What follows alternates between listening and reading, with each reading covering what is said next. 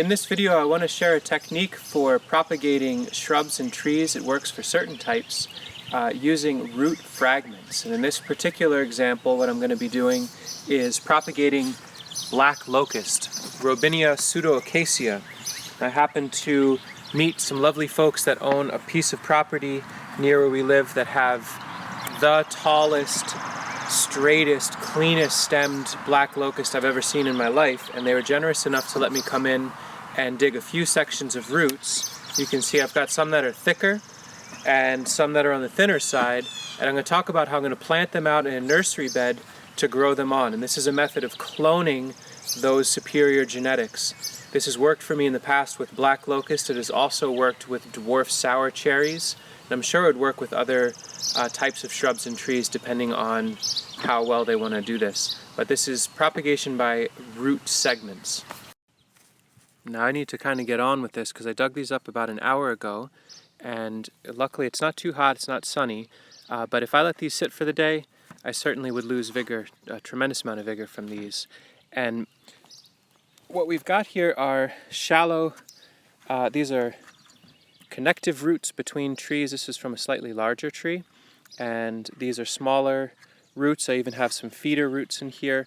All of these would be viable up to a point, but the trick to it is to keep track of the root, the orientation. So in other words, this root, the top point here, originated towards the tree, closer to the tree, and then as we go down the root length, it is farther from the tree.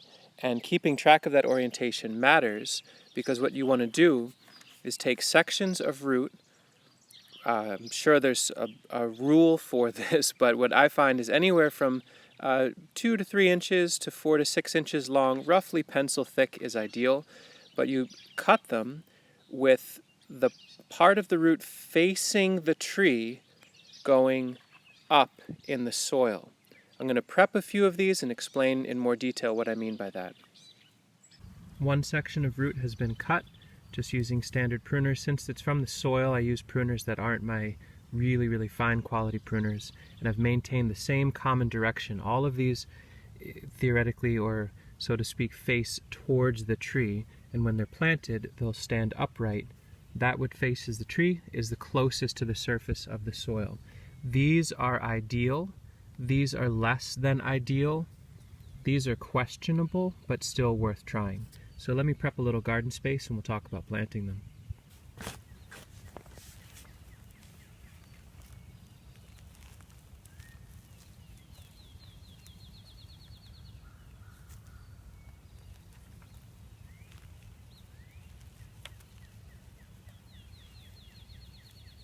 I've got some Siberian pea shrubs, seedlings from last year that I'm growing on in this bed, so I don't want to disturb their roots too much.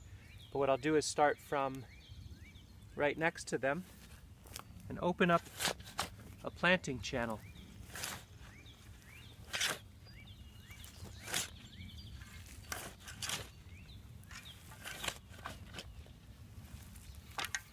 And what this will allow me to do is to take the roots that I've processed, keeping that same orientation.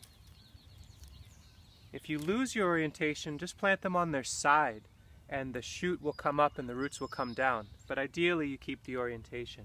And what I'm going to do here is plant them out for this one season. I'll plant them anywhere from 2 to 4 inches apart,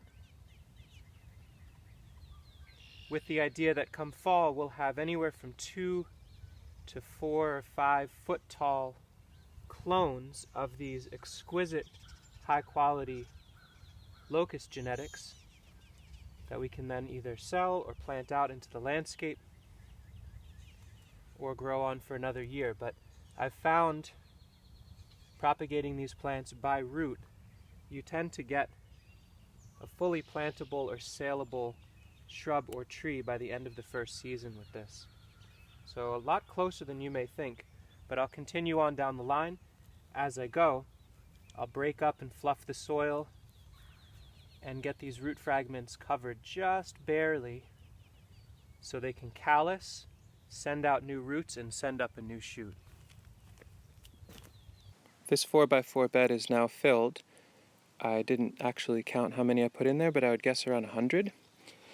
so pretty tight spacing. I'm going to leave it unmulched for now so that the soil can warm. Part of this whole process is to do this a little later in spring, not when the ground is ice cold, March and April, but here in early May the soil is warming up.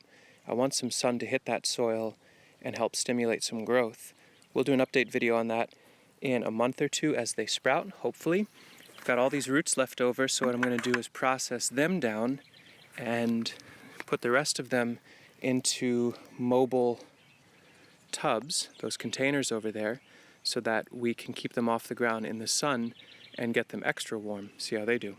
This tub now has another 30 to 40 or so cuttings. A similar idea, about a pencil thick and 4 inches long-ish, give or take, and made that up with a liberal layer of aged wood chips at the bottom for good drainage and to help establish fungal relationships as the plants germinate and sprout, or the roots callus and grow, I should say.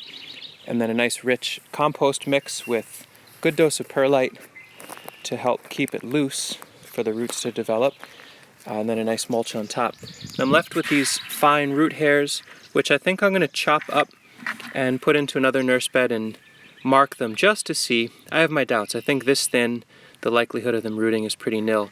But there you have it, some root runners from a very promising stand of Black Locust, propagated out in the mid-spring in the warming soils of central New York State.